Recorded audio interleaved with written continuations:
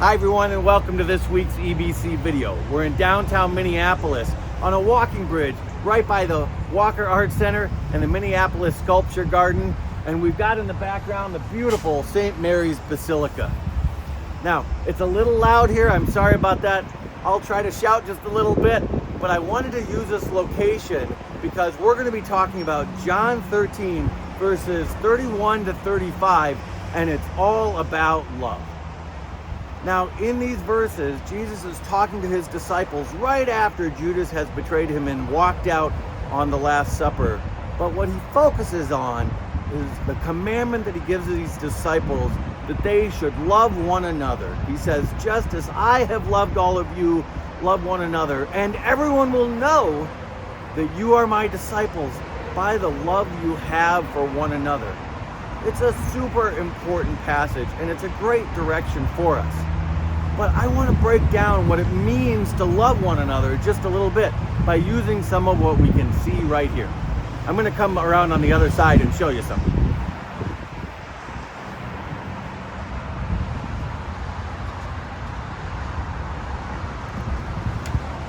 All right, hopefully you can still hear me.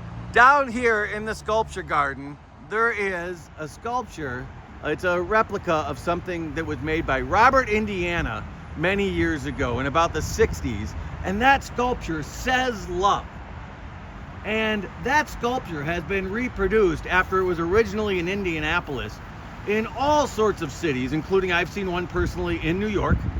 And it's been reproduced in all sorts of other cities around the world and even in other languages. It is an awesome example of how just physically love, the idea of love passed from one person to the next, can spread, and we make it so that love starts in one place and it goes all across the globe. And that's super important. But I do want to focus for a moment on the idea that the concept of love that we see in Mr. Indiana's sculpture is not necessarily all that Jesus was talking about. Because when Jesus gives his commandment to his disciples to love one another, he's talking about something that doesn't just demonstrate sort of that be kind rationale, but demonstrates that we're Christians by the love that we show for one another. The idea is not just that we sort of would be kind, but that our love would be so demonstrative to others that people would know that we were followers of Jesus by the amount, the demonstrativeness of that love. So let's maybe head back to that basilica for just a moment.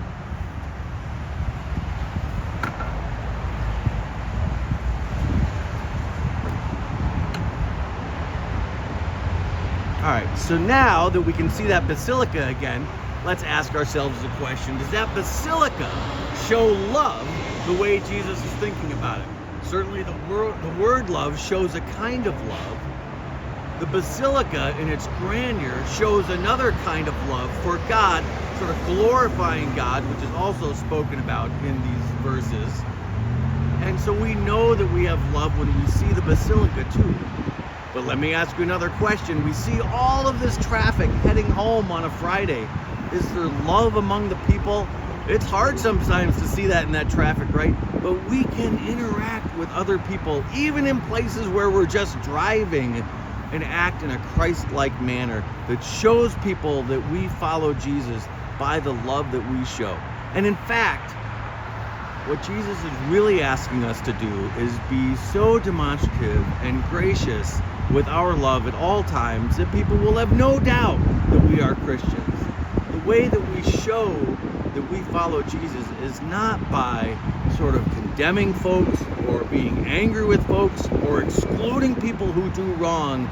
Jesus is asking us in these verses to love one another the same way Jesus would, to draw them in, to forgive their sins, and to do great things for them. So everyone, as you think about just these cars passing by, the people we see on the sidewalk here, the sculpture of love and the grandeur of the basilica, think of all the ways, the range in which we can show everyone that we are Jesus' disciples by our love. Everyone, have a great week.